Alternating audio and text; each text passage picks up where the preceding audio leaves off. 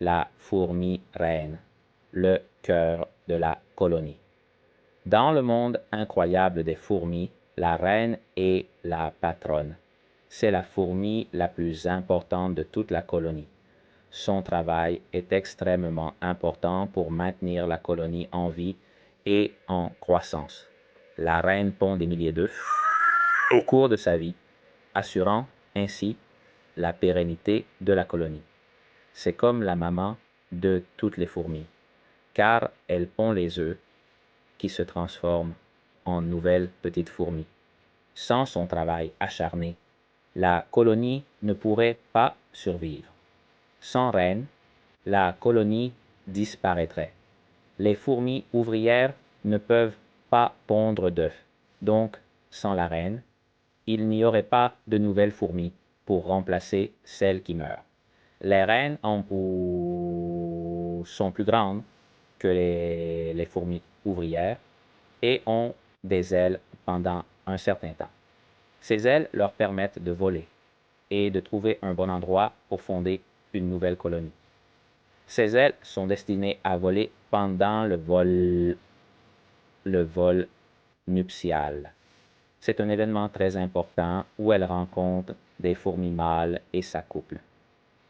Après l'accouplement, la reine perd ses ailes et passe le reste de sa vie à pondre des œufs. La vie de la reine consiste à travailler dur et à prendre soin de sa colonie. À partir du moment où elle perd ses ailes, son seul travail est de s'assurer que sa colonie survit et se développe. Les fourmis ouvrières prennent soin de la reine.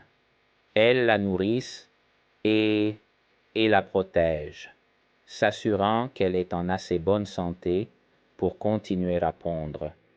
Et la reine s'assure qu'il y ait toujours de nouveaux bébés, fourmis pour maintenir la colonie forte et active.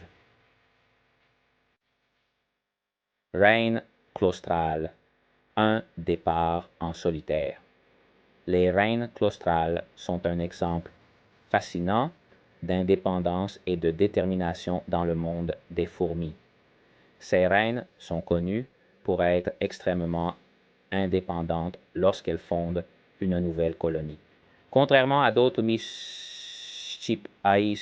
damato de fourmis, elles n'ont pas besoin de fourmis ouvrières pour les aider à devenir reines. Après le vol nuptial, un événement capital dans leur vie, la reine atterrit dans un endroit sûr. Elle se débarrasse de ses ailes, ce qui montre qu'elle entame un nouveau chapitre. Ensuite, elle commence à chercher l'endroit idéal pour fonder sa colonie.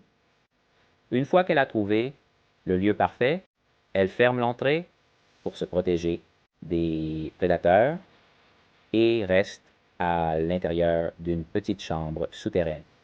Cet espace sera son foyer et sa forteresse.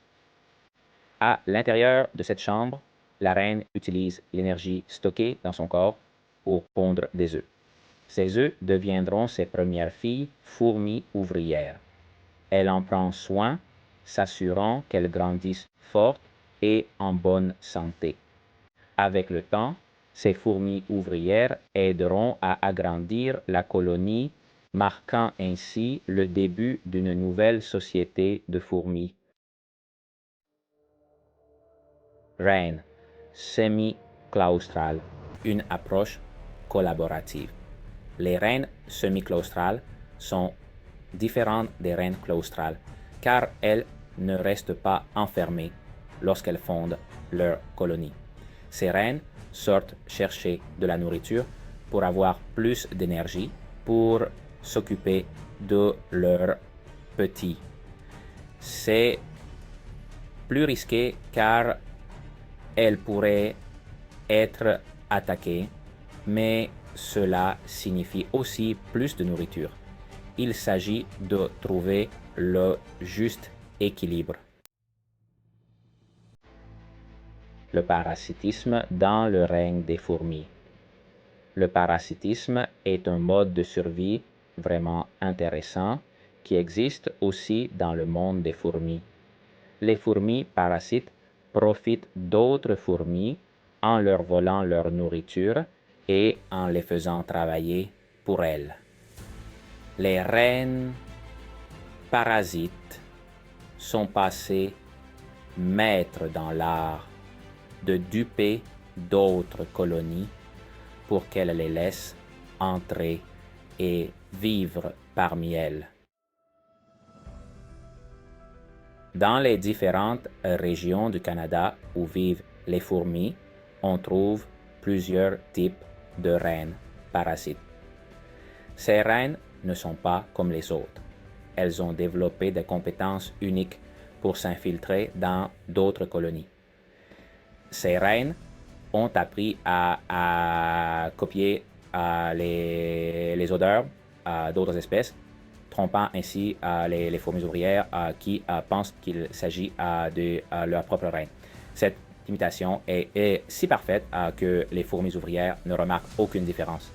Lorsque la reine parasite pénètre dans la colonie, il lui arrive de tuer la véritable reine et de commencer à pondre ses propres œufs. C'est cruel, mais efficace, car cela garantit la survie de ses petits. Les fourmis ouvrières, à leur insu, élèvent les SA petits de la reine parasite comme s'il s'agissait des leurs. Elles nourrissent et protègent les larves, travaillant dur pour la nouvelle génération. Ce cycle de tromperie et de survie montre à quel point ces reines parasites sont intelligentes et adaptables. Dans le monde des fourmis, la lutte pour le pouvoir et la survie est permanente et toujours fascinante. Au Canada, il existe une multitude d'espèces de fourmis, dont celles qui ont des reines claustrales et semi-claustrales. Les fourmis charpentières du groupe Camponotus sont un exemple de fourmis à reine claustrale au Canada. Ces fourmis aiment établir leur colonie dans du bois vieux ou pourri. D'autre part, les fourmis Stigmatoma pallipes et Ponera pennsylvanica ont des reines semi-claustrales. Ces fourmis construisent leur nid sous les rochers, les troncs d'arbres tombés ou le bois en décomposition et sont considérées comme des fourmis cryptiques, ce qui signifie qu'elles passent tout leur temps sous terre à chasser. Leurs mandibules, qui ont beaucoup évolué au fil du temps, semblent être faites pour chasser les colamboles. Ce sont d'excellentes prédatrices de colamboles et de larves de coléoptères dans la litière du sol forestier. Le parasitisme chez les fourmis ne se limite pas aux reines parasites.